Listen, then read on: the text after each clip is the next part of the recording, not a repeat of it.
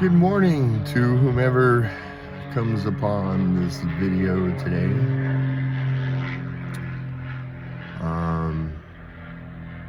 For one, I'm coming down. I think I have 9 more days on confinement out of 30. Just got back from doing a UA. Yay! Recently went to court to see if I could get my community service switched to monitor, and he declined. So I get to go do the first weekend of June in jail, just for 2 days. Not a big deal. Probably get more sleep than what I have been in this car, possibly. So probably be a good thing. Recently I've been off and on with another person in a romantic relationship, which kind of turned into a spiritual warfare because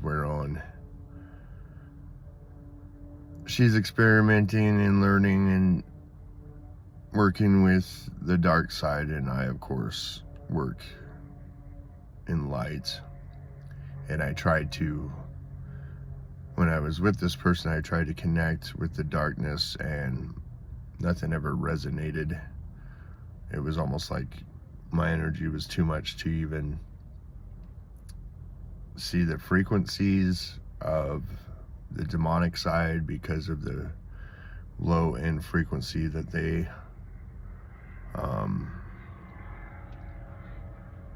thrive off of or work on. So that was one of our I don't know what you want to call it, maybe a mishap,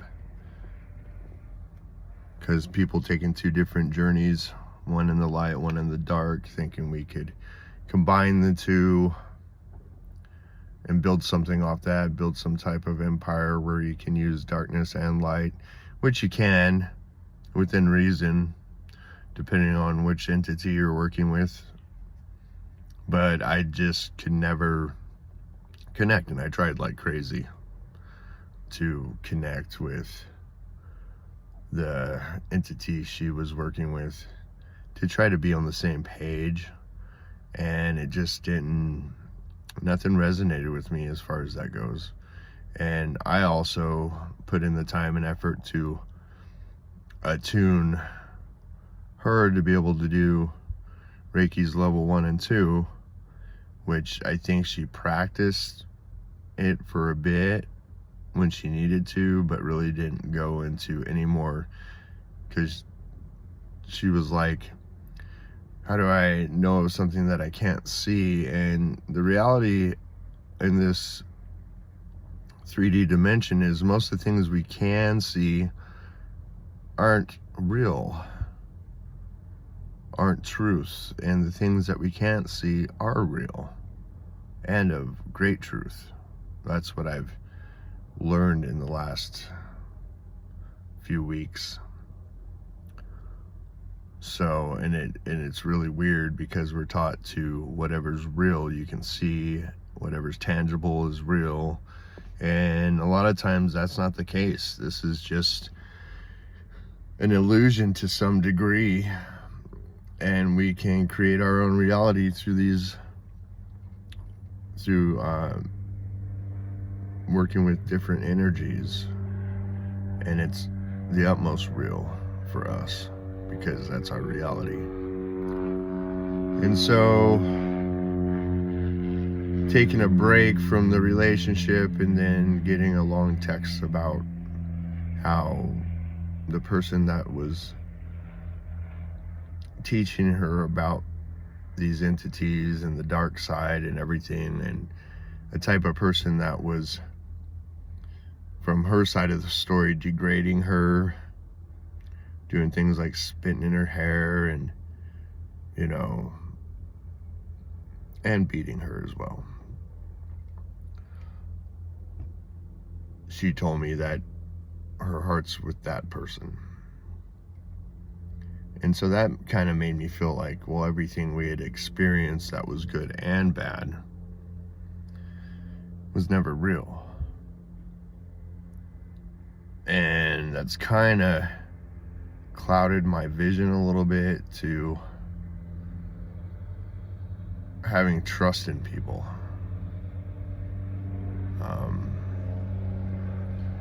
Actions definitely speak louder than words. Because in this relationship, I heard a lot of talk, a lot of things about how our life was going to be so beautiful and how we were going to create this empire and everything. And it was just all a hoax the whole time, you know. She is why I created this channel.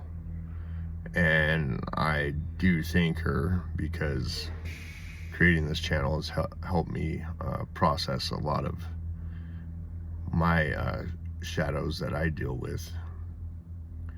And the biggest shadow I have is me. It's just all me. When I'm created with conflict, it's not necessarily because of the situation, it's because of the way I'm responding to it and the way I'm either liking or disliking it creates my reality. It can be a good thing, it can be a bad thing. It's all up to me. The ball is initially in my court. So in all the processes that I'm going through with the judicial system and the way I was living and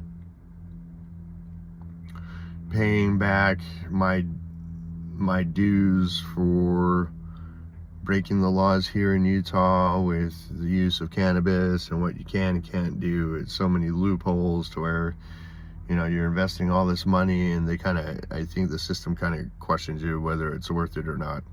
But for me, cannabis has always been worth it. I'm to the point where I take it at night to help me sleep, and it's been really good for me, especially sleeping in this car. And I got to meet my new PO. He seemed really understanding and caring to some degree, and he came down and checked out where I'm living in this huge parking lot with all these truckers, and going to work every day and still being able to shower and do laundry, you know, but just not having what they call a realistic place to live. And I come to the conclusion that this might last throughout the year, this living arrangement, which I'm fine with. And I recently got in contact with an old friend of mine whom I used to play in a band with, and she as well is an energy worker, a tarot card reader.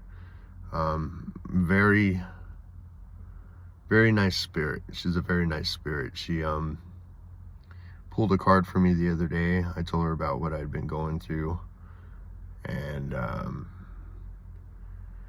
the card represented great things coming my way. And you know, I've been listening to a lot of tarot card readings, and these tarot card readings have been on point about my situation with my counterpart, who deems that our relationship will never manifest into anything better. And I'm okay with that, because there was a lot of confusion. There was, you know, I think we just weren't ready to be together. We have a lot of work to do with ourselves to figure out what we really want. And I like to think that maybe because I came into her life and gave her a different view of how people can be and how people can act versus what she was used to, bringing the light and love into her life, I like to think that it had helped her to want to work more on herself, which, you know, if that's the case and it benefits her, then, you know, I serve my purpose as far as being in that person's life, because that's all I'm here to do, is just plant seeds.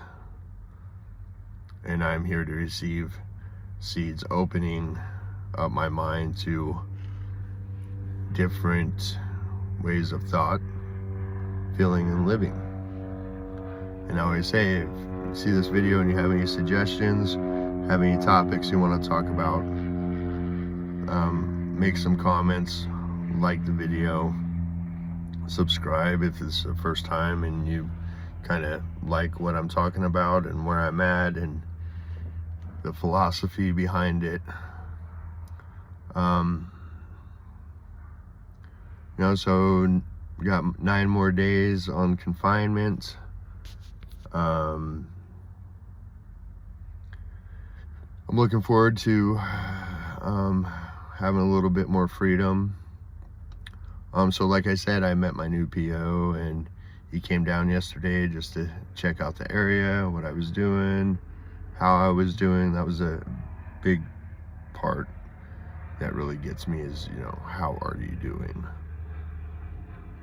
You don't get that a lot from authority. They just want to know what you're doing, not how you're doing. And he seemed pretty nice and chill. He goes, okay, we're going to accept this place as your residence and, just keep doing what you're doing. Show up when you're supposed to show up, pay money when you're supposed to pay, and keep everything in check. And he basically said, well, we'll help you get through this. And that's something I needed to hear, because a lot of times barricades and potholes get put in my way, more challenges I have to get through. And even though I put my heart out on the line for this person who deems that we'll never be together and she'll always be a part of something else after, I invested a lot of money and time to try to help our relationship grow, and I don't think it was for no reason. Apparently, I think there was a reason behind it. I think maybe I needed to be an example, or show how much I truly cared and want to help this person and want to be in their life. And that's the thing with me a lot of times, and I kind of think this is what I'm about. I get put in people's lives to either learn something or teach something by example. And once they have heard what they needed to hear or saw what they needed to see, then to get to a point where they want to grow as an individual or chase their dreams as an individual because they might have been stuck, then it's time for me to move on. Then something happens where I need to move on. So, and I think that's how it is for a lot of people, and I don't know if people realize that in general. I think a lot of people, especially in a romantic relationship where your heart's open and you're giving this person the opportunity to either make or break you, per se, which nothing really ever breaks you. It just really teaches you a lesson,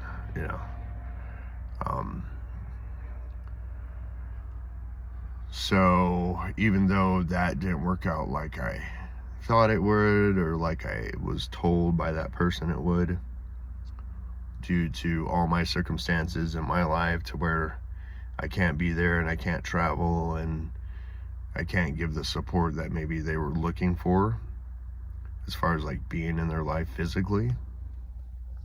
Most definitely in their life on a spiritual level still.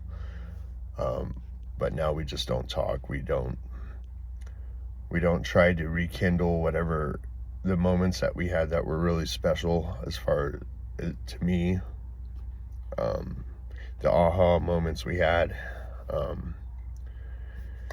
really don't take it personal. I just see it as this is another path, another time to learn and teach and plant seeds. And this basically goes out to people that have had a rough life and a harsh childhood, per se, and who are dealing with that wanting to change but not knowing how to change, and those are the types of lives I come into a lot, it seems like. Just to give direction, just to give a little bit, the planting of the seed that life is good, life can be beautiful. It's about what you make it, and you got to suit up and show up no matter what on a daily basis. If you can figure out a way that you can do that and be there for people, but most of all, be there for yourself. Do the things, make the decisions that resonate with you to where you feel that you are okay with you. And that looks different for many different people. People have their own ways of feeling comfortable. Some people like the light, some people like the dark. And it was a great learning experience for me because I never really dabbled in the dark, because I didn't know anybody who did that. I didn't really communicate or know of any people that dealt with demons or dark entities. So it's a great learning experience for me. I know now that the darkness doesn't help me sustain my light. Everybody says, you got to have the dark in order to see the light, but at the same token, if you never really experience the light and you're always in the dark, then you're just going to stay where you're at. You're not going to have any options. Now you're just where you're at, and that's it.